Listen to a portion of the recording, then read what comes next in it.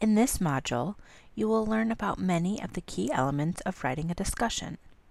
A discussion often summarizes the main findings of a study, links these findings to other literature, addresses limitations of the study, and possible future directions. As described in the book Doing Developmental Research, one way to learn about writing discussions is by exploring various discussions in the literature.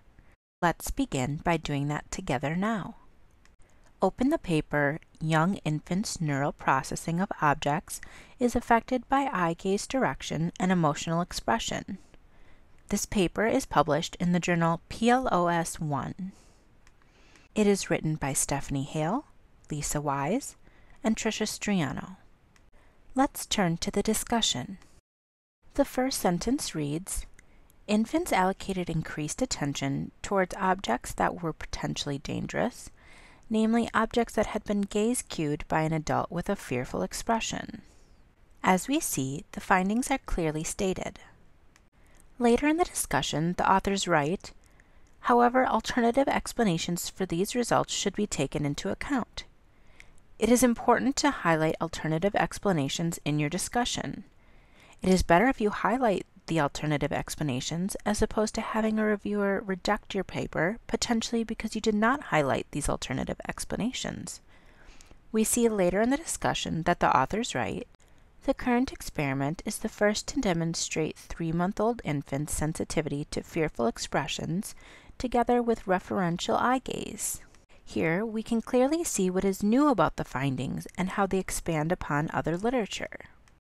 Later in the discussion, the authors write, from an evolutionary perspective, the neural mechanisms examined in this study are highly adaptive as they may directly contribute to survival in potentially dangerous situations.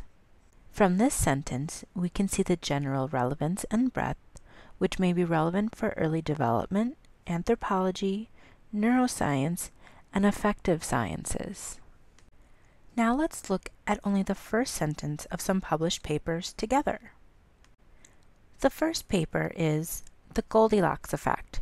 Human infants advocate attention to visual sequences that are neither too simple or too complex.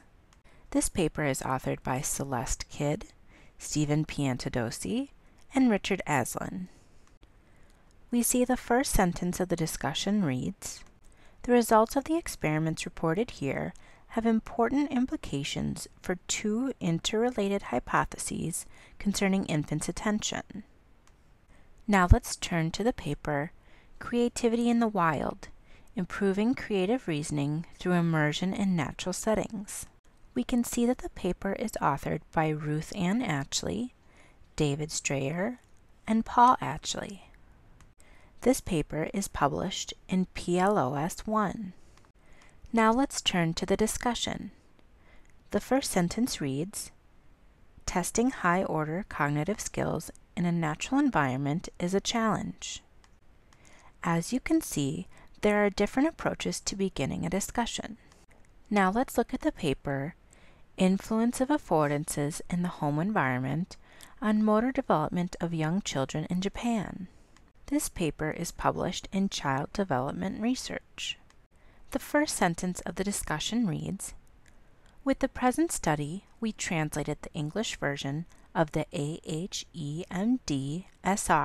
into Japanese and examined the relationship between Japanese children's 18 to 42 months of age, motor ability, and affordances associated with the home environment.